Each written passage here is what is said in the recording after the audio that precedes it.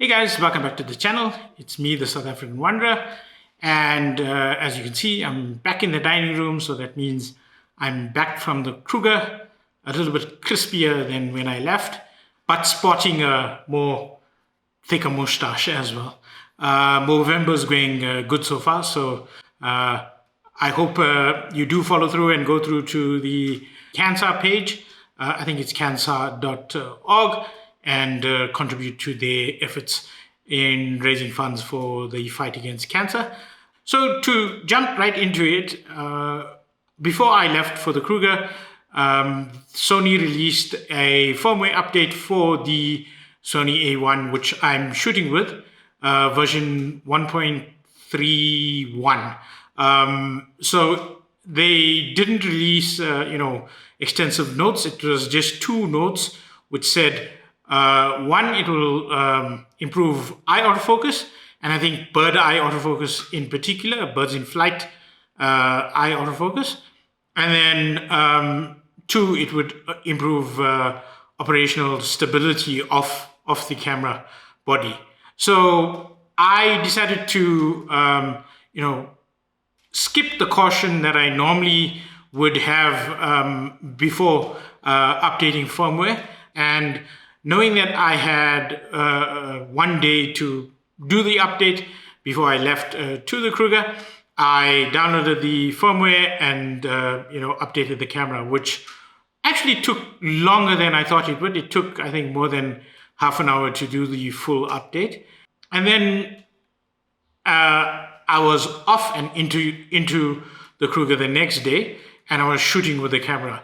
And what I have found is one, I think, positive, which we can count towards the positives, and then a couple of negatives that I wasn't expecting, and hopefully Sony can fix as quickly as they can.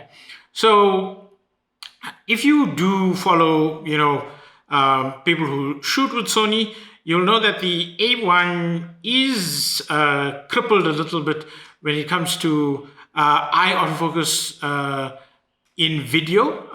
So it has human eye autofocus, but animal eye autofocus in video is something that is lacking. And then it's got lower specs in particular in the video department than some of the more recent cameras like the A7 IV and the I think it's the new A7R5 that just came out. And people have been calling for the update of that. So I was hoping that when they said, eye autofocus, it included the update for video eye autofocus for animals, but sadly it didn't. What it does do though, and what I have found in the field while I was in the Kruger, is that if you've got bird eye autofocus selected, like I would have generally, it does pick up some other animal eyes. So I picked up impala eyes, the eyes on a tortoise, and I think even some buffalo the one day where for some reason, previously it would not do that. You would actually have to switch out of bird eye autofocus to even get, decent focus on any large animal. But I think they fixed that issue, and I think I spoke about it in March when I did my initial review of the A1. But they've sort of fixed that. You can track animals and you can actually grab focus on animals quite easily, even though you may have the bird eye autofocus on. So that's I think a positive, because it actually shows that maybe Sony is moving towards a universal eye autofocus for animals. So it doesn't then need to be a separate bird eye autofocus and a separate animal eye. And hopefully they are working towards that. The likes of Canon and Nikon already have that right. So I don't see why Sony can't really get that going in their cameras. So I think that's one major positive, and it's a move in the right direction. However, there's two sort of negatives or instability issues that I've found while shooting, with the new firmware. So I had I think 3 instances or 4 instances where I'm shooting normally with my 200, 600 mm lens, my hand nowhere near the manual focus ring, and the camera then jumps into the focus peaking. So it starts showing you the red focus peaking that you would get if you were shooting in manual focus, which actually helps you when you are shooting in manual focus to get the focus on the right spot. But when you're shooting normally, it should not, if you've got the autofocus on, it should not jump to focus peaking unless you change the manual focus ring and you try to adjust the focus manually. So what happens when that does happen? Firstly, of course, it takes me by surprise, and then I'm like, what's going on? And it's the first time it's happened, so it's a little bit of a shock to the system when you're out in the field.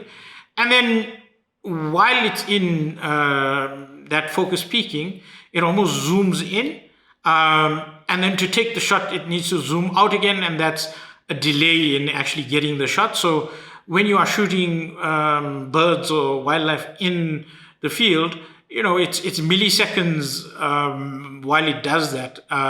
But all in all, you could miss a shot because suddenly it decided it wants to show you the focus peaking for no apparent reason. I'm not too sure why it does that. And like I said, I've taken probably close to 10,000 shots in this trip, and it happened on 3 occasions. So I'm not too sure why it's happening, but it was fine for the rest of the time. So yeah, I'm not too sure why that's occurring. And then secondly, I've had 2 freeze outs of the camera. So I've seen this happen on other cameras before, so I almost knew what to do when it happened on the A1, but it's not happened before to my A1, on any trips that I've done.